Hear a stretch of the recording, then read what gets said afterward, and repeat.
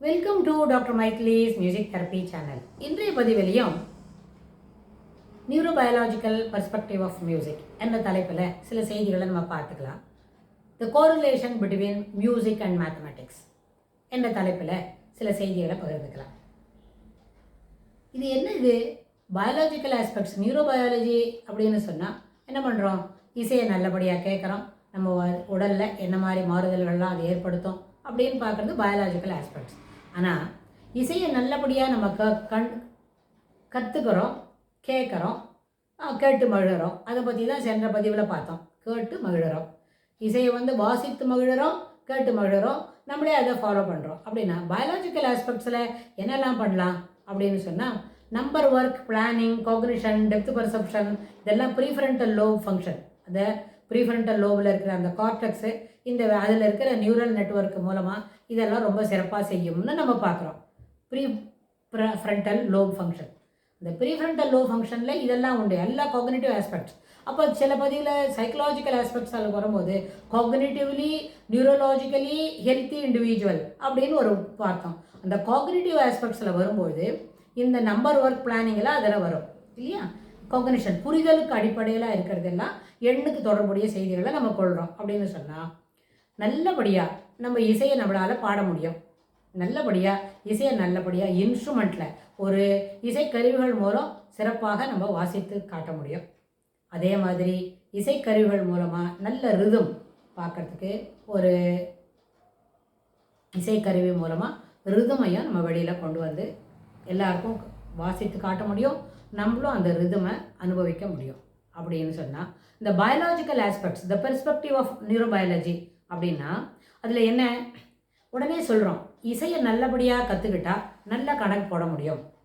அப்புறம் இசை நல்லபடியாக வந்ததுன்னா உங்களோட நம்பர் ஸ்கில்ஸ், நார்மலாக இருக்கிற நம்பர் ஸ்கில்ஸ் அது என்ன பண்ணும், எக்ஸ்ட்ராடினரியாக மாறும் அப்படின்னு சொல்கிறோம். இது கேட்ட உடனே ரொம்ப ஆச்சரியமாக இருக்குது. இது என்னப்பா, டூ டிஃபரன்ஷியல் இருக்கா, ரெண்டு வேறு சீமிங்லி டிஃப்ரெண்ட் ஆஸ்பெக்ட்ஸு. ஒன்று என்ன, நம்பர் ஒர்க்குன்றது இட் இஸ் ரிலேட்டட் டு உங்களோட ability to go for the number skills. Music என்றது it is also ability to go with the sound, ability to produce the notes in such a way that is helpful to go for it. அது மாதிரி இருக்குது. That is helping the individual to enjoy the music. ஆனால் seemingly different aspects. ஆனால் அது என்ன பண்ணுறோம், நம்ம number work prefrontal lobe ஃபங்க்ஷனான cognitive ஆஸ்பெக்ட்ஸில் நம்ம நம்பர் ஒர்க்கெல்லாம் சுமாராக பண்ணுவோம். அப்படின்னு சொன்னால் நீங்கள் தொடர்ந்து இசையை கேட்கறதுனாலையும் தொடர்ந்து இசையை பயிலறதுனாலையும் அந்த சாதாரணமாக இருக்கிற நம்பர் ஒர்க்கு ரிலேட்டடாக இருக்கிற ஸ்கில்ஸு எக்ஸ்ட்ராடினரியாக உங்களை பர்ஃபார்ம் பண்ண வைக்கும். இது சொன்ன உடனே I get intrigued and excited. Intrigued, why I get myself intrigued அப்படின்னு சொன்னால் இது என்ன, டூ டிஃப்ரெண்ட்லி சீமிங் ஆஸ்பெக்ட்ஸ், ரெண்டுமே வித்தியாசமானது. நம்பர் ஒர்க்கும் இசையும் நம்பர் கணிதமும் வேறு பாடங்களை தேர்ந்தது, ரெண்டுத்துக்கு ஒன்றும் தொடர்பு இல்லை. ஆனால் நல்லபடியாக இசையை சிறப்பாக உங்களால் பாட முடியும், அதை கேட்டு இன்புற முடியும். அப்படின்னு சொன்னால் நம்பர் ஒர்க் நல்லா ஆகும்னு சொன்னோடனே I get interested, I want to get into it. அதேமாதிரி ஒய் ஐ கெட் எக்ஸைட்டட் அப்படின்னு சொன்னால் எனக்கு என்ன தோணித்து, நிஜமாக நம்ம சாதாரணமாக சுமாராக தான் கணக்கு போடுறோம் அப்படின்னா அவங்களுக்கு தொடர்ந்து இசையை கேட்க வச்சு 2-3 ஸ்லோகத்தெல்லாம் சொல்லி கொடுத்து நிறைய பாட்டெல்லாம் பாட வச்சா அவங்க நல்ல எக்ஸ்ட்ராடனரி பர்ஃபார்மன்ஸ் ஆகுமா அப்படின்னு பார்க்கணும்னு தோணித்து. இது ரெண்டுமே ஏற்புடையது தான், ஆனால் இதை ட்ரை பண்ணால் தான் முடியும். ஆனால் இதில் முக்கியமான விஷயம் நம்பர் ஒர்க், பிளானிங், காக்னிஷன் அப்படின்ற அந்த ஆஸ்பெக்ட்ஸில் ப்ரீஃப்ரண்டல் லோபில் என்னெல்லாம் அங்கே வேலை செய்கிறதோ அந்த எல்லா வேலையும் இசையை சம்பிரமமாக கம்ப்ளீட்டாக ஃபுல் ஃப்ளெஷ்டில் பாடும்பொழுது those areas will also get connected அப்படின்னு இருக்கு. ஒரு நாள் இப்போ என்ன எடுத்துக்க முடியாதுன்னு கேட்டால், நல்லா ஒருத்தர் பாடுறான்னு சொன்னால் கணக்கு என்ன போடுவானா, கணக்கு நல்லா பாடுறவங்களுக்கு பாட வருமா அப்படின்னு கேட்டால் இப்படி வெளியிலேருந்து பார்க்குற விஷயம் இல்லை. இட் இஸ் ரிலேட்டட் டு என்ன பண்ணோம், இன்சைட் த பிரெயின் என்ன வேலையெல்லாம் நடக்கும் அப்படின்னு தான். இசையை அனுபவிக்கணும், இசையை உணர்ந்து பாடணும் அப்படின்னு சொன்னால் அவனுக்கு கணக்கு தெரிஞ்சிருக்கணும்னு அவசியம் இல்லை, நிச்சயமாக இல்லை. இசையை நல்லபடியாக உணர்ந்து பாடுவாங்க. அந்த பாடுற இசை அவங்களுக்கு நிறைய என்ஜாய்மெண்ட் கொடுக்கும்னு சொன்னால் அவங்களுக்கு கணக்கு சொல்லி கொடுத்தா நல்லபடியாக வரும்.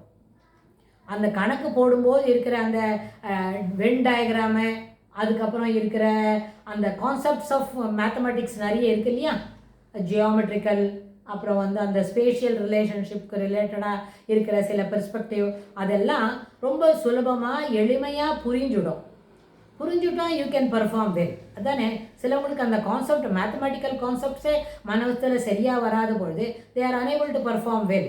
தே are seemingly taking themselves as a below ஆவரேஜ்னு வச்சுக்கிறாங்க. ஆனால் அந்த மாதிரி பிலோ ஆவரேஜாக இருக்கிறத பற்றி ஒன்றும் ஆட்சேபம் இல்லை. ஆனால் நம்ம தொடர்ந்து இசையை பயிலறதுக்கு அவங்கள ஈடுபடுத்திக்கிட்டே இருக்கோம். அதில் ஒரு இன்வால்மெண்ட் வந்து நல்லபடியாக பாட துவங்கினாங்க அப்படின்னு சொன்னால் அப்போ என்ன வரும், அந்த அண்டர்ஸ்டாண்டிங் தி கான்செப்ட்ஸ், மேத்தமெட்டிக்கல் கான்செப்ட்ஸ் இருக்கே, அந்த கிளாஸில் போட வேண்டியது நம்பர் ஒர்க்கு இருக்கிற ரிலேஷன்ஷிப்பு, அப்புறம் வந்து அந்த கால்குலஸ்குள்ளே இருக்கிற ரிலேஷன்ஷிப், ஜியாமெட்ரிக்கல் பெர்ஸ்பெக்டிவில் இருக்கிற ரிலேஷன்ஷிப்லாம் நல்லபடியாக அவங்களால புரிஞ்சிக்க முடியும். ஒரு கான்செப்டை தெளிவாக நம்ம புரிஞ்சுனுட்டாலே வி கேன் பர்ஃபார்ம் வெல் அப்படின்ற அந்த ஆஸ்பெக்ட்ஸ் எல்லாம் நம்ம பார்க்க முடியும். அதனால் யூ கெட் எக்ஸைட்டடுன்றது ரொம்ப சாதாரணமான விஷயம். ஆனால் this cannot happen on a single day, அது ஒரு ஃபார்ட்நைட்குள்ளேயோ அது ஒரு ஃபோர்ட்நைட்குள்ளே இல்லாமல் ஒரு மாதத்துக்குள்ளேயோ நடக்கும் அப்படின்னு சொன்னால் அப்படி இல்லை. There are individual differences in grasping the music and understanding the music and என்ன ரீப்ரொடியூசிங் த மியூசிக் டெஃபினெட்லி.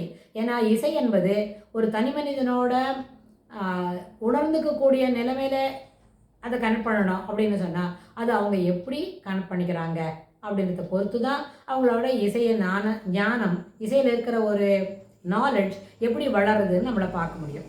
அது எந்த அளவுக்கு அவங்களால அதை வளர்த்துக்க முடியறதுன்னு. அதே மாதிரி நம்பர் ஒர்க்கும் கூட நம்பருக்கு ரிலேட்டடாக இருக்கிற கான்செப்ட்ஸை எந்த அளவுக்கு அவங்க சிறப்பாக வளர்த்துக்க முடியுமோ அதுக்கு தகுந்த மாதிரி இசையும் இமீடியட்டாக அவங்களால வேகமாக புரிஞ்சிக்க முடியும். இசையோட கான்செப்ட்ஸ் சிலதெல்லாம் அவங்க சரியான அளவில் புரிஞ்சுன்னுட்டாங்க. அந்த ரிதம், அந்த லயம், அதுக்கப்புறம் வந்து அந்த பீட்ஸு, ஸ்பீடு, எந்த ஆக்டேவில் பாடுறோம், அதில் எந்த அளவுக்கு ஸ்வரஸ்தானங்களில் வித்தியாசம் இருக்குது அப்படின்னு சொன்னால் அதை எளிமையாக புரிஞ்சுன்னுட்டாங்கன்னு சொன்னால், அதே மாதிரி நம்பர் ஒர்க் ரிலேட்டடாக இருக்கிற மேத்தமெட்டிக்கல் பர்ஃபார்மன்ஸ் இருக்கே அது கூட எளிமையாக புரியும். இது எப்படி விரிவாக புரிஞ்சிக்க முடியும், இதில் என்னெல்லாம் பாயிண்ட்ஸ் நம்ம தெரிஞ்சுக்கணுன்றத அடுத்த பதிவில் பார்க்கலாம். தேங்க்ஸ் ஃபார் வாட்சிங்.